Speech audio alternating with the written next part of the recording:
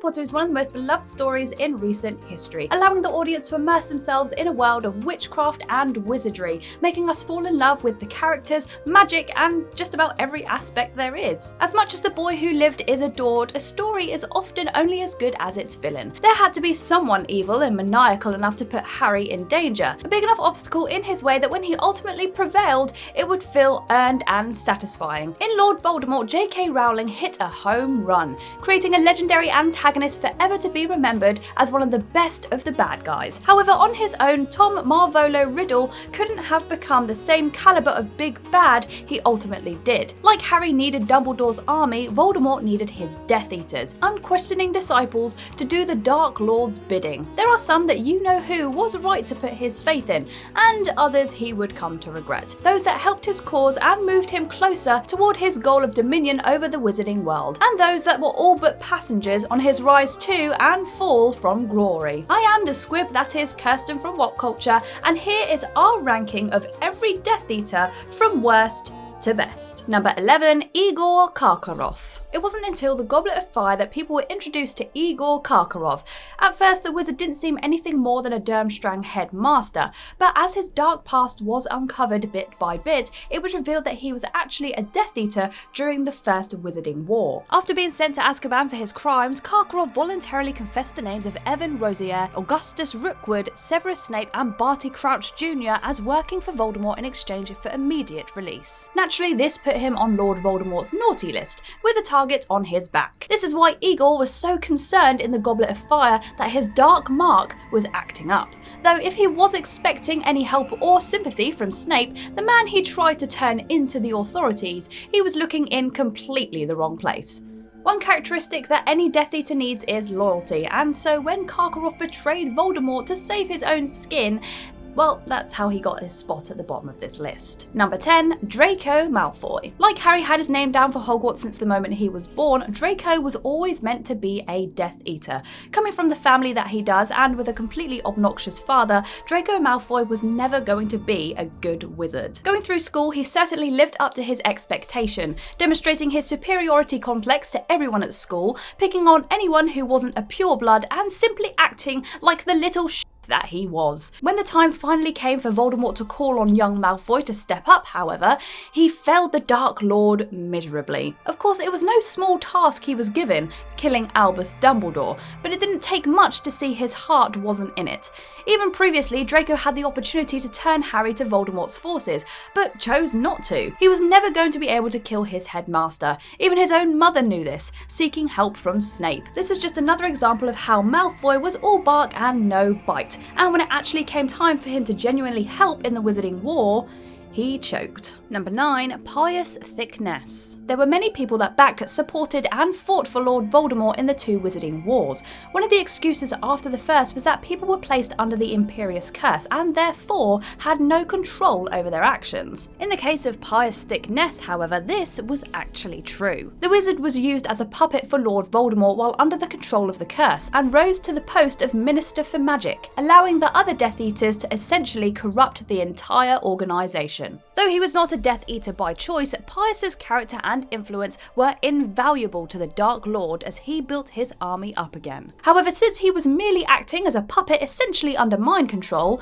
his task could have been performed by anybody high up in the ministry, making Pius somewhat expendable. The Death Eater was actually killed by Voldemort in the battle for Hogwarts, almost out of frustration, just showing you how low his opinion was of this follower. Number 8, the Carrows. Though they do technically appear in Deathly Hallows, Amicus and Alecto Carrow's roles were greatly decreased compared to the books. They don't actually even have any speaking roles in the film, and were eventually relegated to being the new Defense Against the Dark Arts teachers when Hogwarts went into lockdown. As Neville explained, it wasn't so much defense against as it was practice, as the Carrows forced the students to use the Cruciatus curse on first years. If they refused, they were hurt. The journey seemingly came to an end as Severus Snape deflected one of Professor McGonagall's attacks in their direction after Harry and co returned to the Hogwarts Great Hall. Though they were loyal to the Dark Lord, they were never really tasked with anything other than punishing students at Hogwarts and teaching them that Muggles and anyone other than purebloods were the enemy. Number 7, Antonin Dolohov.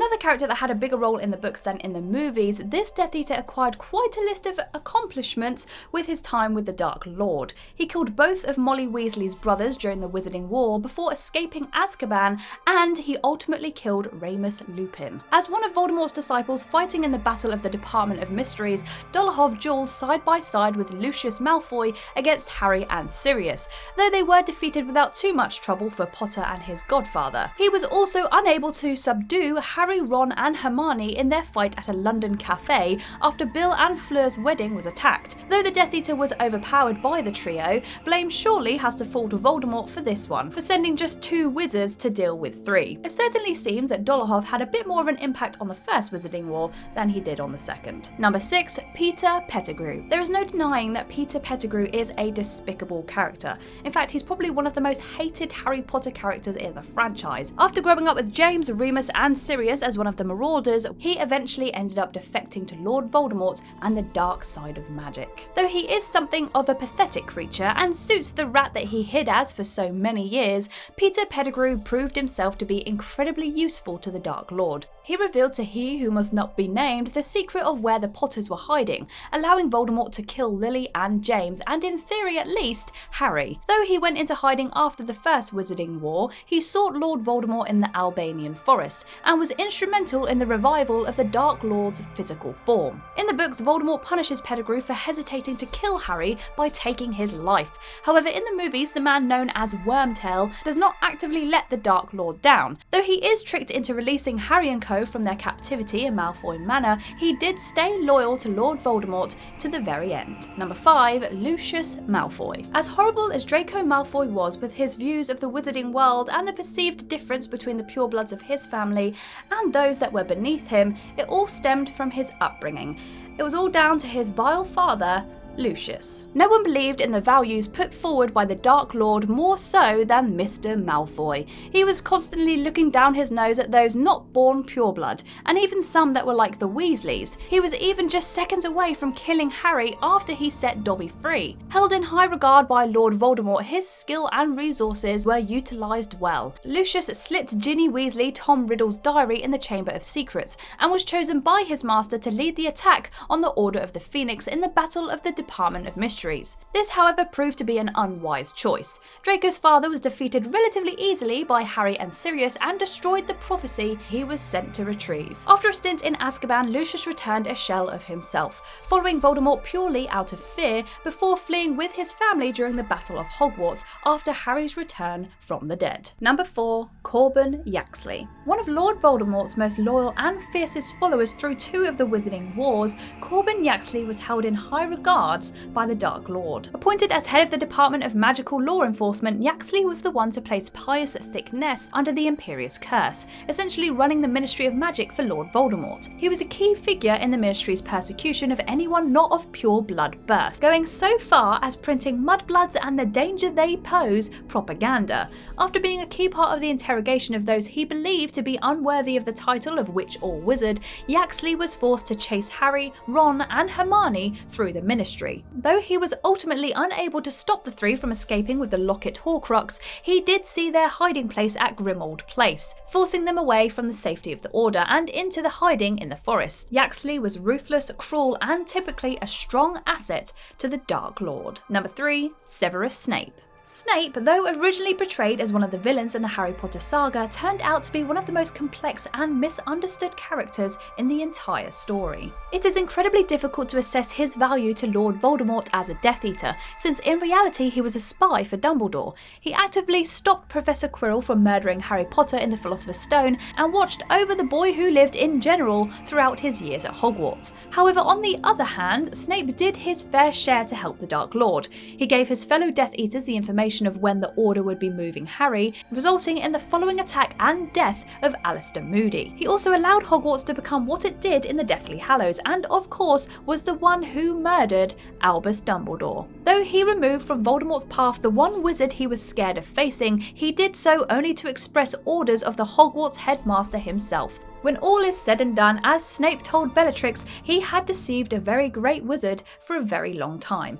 He just neglected to tell her that that wizard was Lord Voldemort. Number 2. Barty Crouch Jr. Though Severus Snape was one of the best double agents the wizarding world had ever seen, Barty Crouch Jr. was even better. He managed to hide his allegiance from everyone, including his own father, who was a high wizard in the Ministry of Magic. In fact, if it wasn't for Igor Karkaroff turning his back on the Death Eaters and giving up his fellow disciples, he could have carried on working for the Dark Lord in secret for who knows how long. Even once he had been exposed, Barty Crouch Jr. still found a way to secretly work for Lord Voldemort. Disguised as Mad-Eye Moody, Crouch managed to orchestrate Harry entering and successfully navigating the Tri-Wizard Tournament, allowing the Dark Lord to return in his physical form. Such was his commitment to his performance, he somehow managed to master Alistair's voice, something which no one else using Polyjuice Potion in the movies could manage. As useful and reliable as he was to Voldemort, however, there was just one more that the Dark Lord could count on more than Barty Crouch Jr. Number 1. Bellatrix Lestrange. Bellatrix Lestrange was one of the toughest, cruelest, and most powerful of all of Lord Voldemort's Death Eaters.